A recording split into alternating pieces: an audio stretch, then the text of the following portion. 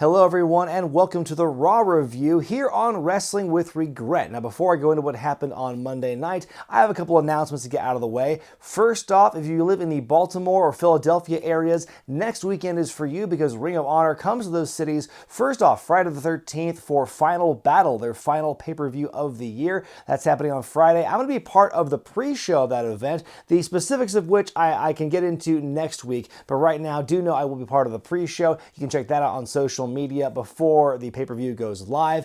And then, of course, 2 nights later in Philadelphia, the 2300 Arena, formerly the ECW Arena, is going to be the home for the TV tapings. That's the final official show of Ring of Honor in 2019. I'm very excited to be part of ROH that weekend, the pre-show happening for Final Battle, and I'll be filming a few things during the TV tapings in Philadelphia, and I'm very excited. There's a chance to be working in the old ECW Arena. That brings up a lot of nostalgic memories for a lot of fans. There's a lot of history there, so who would have ever thought that I'd be working a show in the ECW Arena?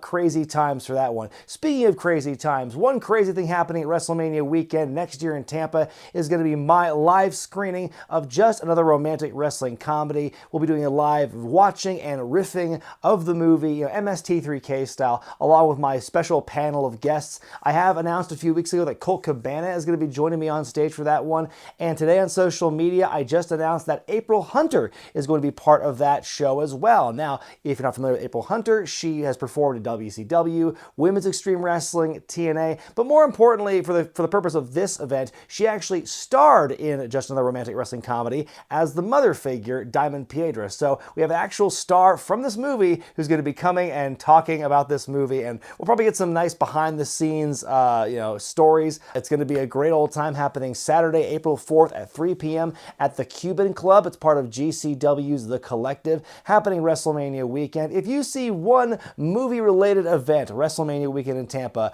this is certainly the one you want to see. So tickets to that are at romanticwrestlingcomedy.brownpapertickets.com. Never too early to get your tickets now for this rocket buster of a show. The AOP live in a van down by the river, and they bring that van to Nashville on Monday night. They open the show by pulling into the arena. Charlie Caruso asked what was the deal with them beating up Kevin Owens last week. They don't give a straight answer, at least not in English. Before we go to the next segment, in the ring, Seth Rollins is there to apparently issue an apology. He feels bad about what he said to the Red Team in the town hall last week, so he felt bad about it, but he wanted to apologize to Kevin Owens in particular in person. KO comes out and says that what he's saying is bullshit. Uncensored, by the way. The AOP show back up on stage and challenged Seth and Kevin to a tag team match that night, but Kevin balks, saying, there's no way this is going to end without me getting beat up by the three of you guys. So Seth leaves and the AOP let him pass, and then Kevin actually challenges the AOP to a match, one at a time preferably, he says, but they also walk away.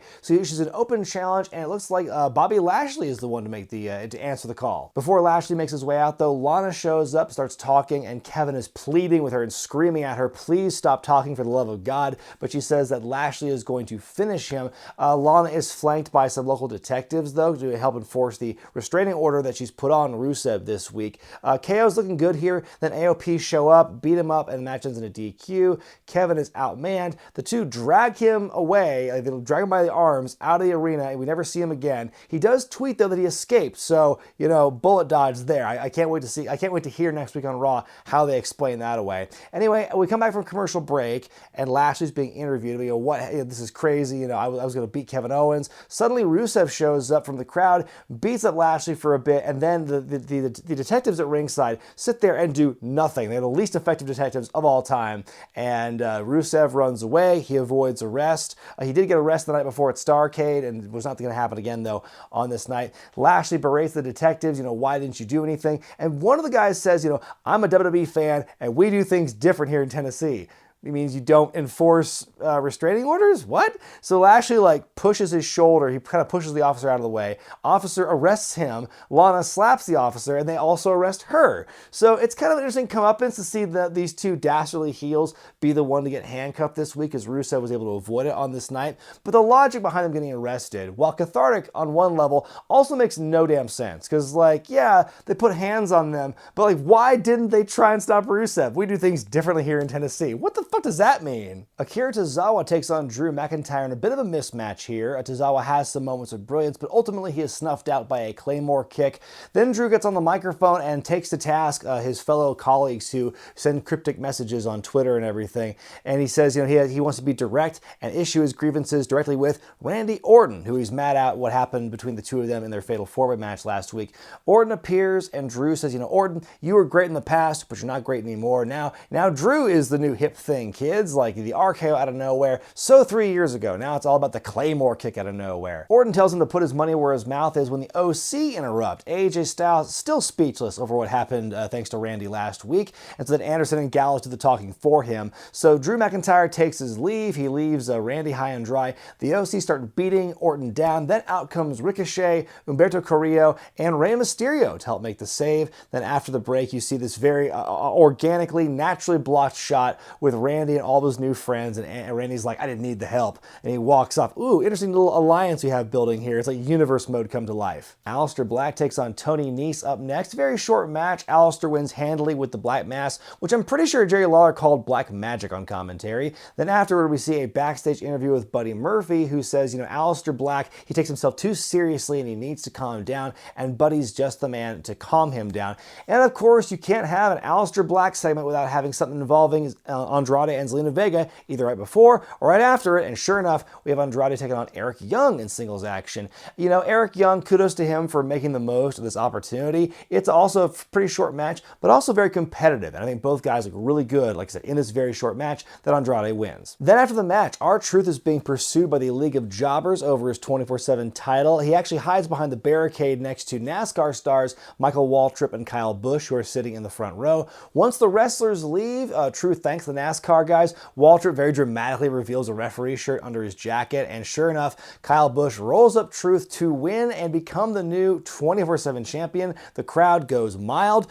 Truth would regain the championship that same night in a online exclusive backstage, so crisis averted. Speaking of backstage, we see Seth Rollins get ready to leave the arena when he's stopped by Charlie Caruso, and he finally he's at the breaking point here. He's asking, what do you want from me? Like, he's damned if he does, damned if he doesn't. No matter what he tries to do, he's always going to get crapped on for it, and he's really tired of it. He says, not everybody can be a critic, not everybody can be a leader before he leaves. Man, heel Seth is just taking all of his frustrations out on social media. Like, this whole show, we've had a lot of people taking shots at like social media commentary in general this week. Up next, Eric Rowan brings Misty with him to ringside as he takes on No Way Jose. As the match begins, a few of the Rosebuds try and see what's going on under the burlap sack. Rowan snaps, beats a few of them up. He hits No Way Jose with a couple of iron claws to win the match, and he's not answering anybody's questions about what actually lives in that cage. I can't wait for us to all be disappointed about what's under there. Handicap match now as Charlotte Flair takes on the Kabuki Warriors. Asuka and Kairi cut a promo in Japanese before the match begins. Really cool to see a lot of the international wrestlers getting a chance to cut promos in their native tongue, not just tonight, but also just in the last couple of weeks as well. Also, Kabuki Warriors have new music. It's not just Kairi's theme and Asuka's theme like back-to-back on iPod Shuffle anymore. And this is a really good 2-on-1 match. Like, the story they're telling of Charlotte like trying to fight through the odds and really holding her own here is really good stuff here. The finish is great because Charlotte's got Asuka in the figure 8 with the bridge and Kairi with the insane elbow onto her torso as she's bridging. That looked insane. So, pun not intended. But yeah, the Kabuki Warriors win this one. It's a competitive one. You wouldn't want to see Charlotte beat them single-handedly, but you're glad that it was still a competitive fight. The War Raiders squash local talent Mark Sterling and Mitchell Lyons. Then we get a backstage promo with Rey Mysterio, Ricochet, and Humberto Carrillo. Rey's putting his partners over as the future of the industry as they get ready to take on the OC in the main event. And we go to that 6-man tag team match now for your main event. It's solid work here. I think everyone gets to shine, especially Humberto and Ricochet getting some moments of brilliance here in the matchup. It ends when Styles hits Rico with a Super Styles Clash to win for his team, and then right afterward, Randy Orton hits an RKO on Styles out of nowhere to end the show. So here Randy Orton's he's got his finger in a lot of pots here because he's feuding with Drew McIntyre and he's feuding with AJ Styles at the same time. And he's got something going on with Ricochet and Rey Mysterio and Humberto Carrillo. Like, where is this all going to shake down, I wonder? Also, I wonder what the point is of having OC being like the world's greatest tag team if they're not really doing anything with that. Like, they got the trophy. fine. But in kayfabe, why haven't they challenged the Viking Raiders to a match for the tag titles yet to further establish their tag team dominance? You know, and when AJ was the US champion most recently, before dropping it last week, it just felt like the OC as a group were just like there. They're there on the sidelines, and they're there for to be foils for a lot of great mid-card wrestlers. But, you know, they weren't doing anything like besides that. They had their ceiling in the mid-card, and that's where it's been for them. And I feel they've been kind of this holding pattern wrestling guys like Ricochet and Humberto for a long, long time now. Maybe with AJ fighting Randy Orton, things might get a little more interesting. I felt like the feud with them at WrestleMania ended kind of flat, so maybe this has been kind of continuation of what they had earlier this year. Time will tell, but yeah, I just kind of feel bad for the OC. They're just kind of like treading water, it feels like to me. My final grade for this week's Raw is a D. The way I see it is, if you're not going to have Brock Lesnar, your champion, on the show until near Royal Rumble time, you better do a damn good job making this show interesting the whole way through for those 3 hours. And this show for me was a chore to watch, even at 1.5 times speed when I was watching on YouTube TV. To me, the most interesting thing about this show right now is the angle between Seth Rollins and Kevin Owens and the AOP. And I thought it was really undersold this week. It was only treated in the first half hour of the show, and then it left on a weird cliffhanger. We don't know what happened to Kevin Owens, and then never touched again until that one promo at the end, near the end, with Seth Rollins. I'm not saying it should get wall-to-wall coverage, but it is de facto one of your biggest angles right now on the show as long as Brock's not there. So I thought it should get a little more coverage, hopefully next week. You know, like last week, there were also a lot of quick squash matches on this one. I was okay with last week's squash matches because all but like one of them served a greater purpose on the show later in the night. These just mostly reminded you these people were there, and this felt was kind of the same old story. So that got really, it really bogged it down for me. The longer matches we did see, I thought were the handicap match with Charlotte the Kabuki Warriors. That was easily the match of the night, but you know, that's not saying much because there were not a whole lot of other matches that were even worth talking about, honestly. But let me know what you thought about Raw this week in the comments section below, and give it a letter grade by going to the iCard in the corner of your screen. I'm Brian Zane, and I'll see you next time.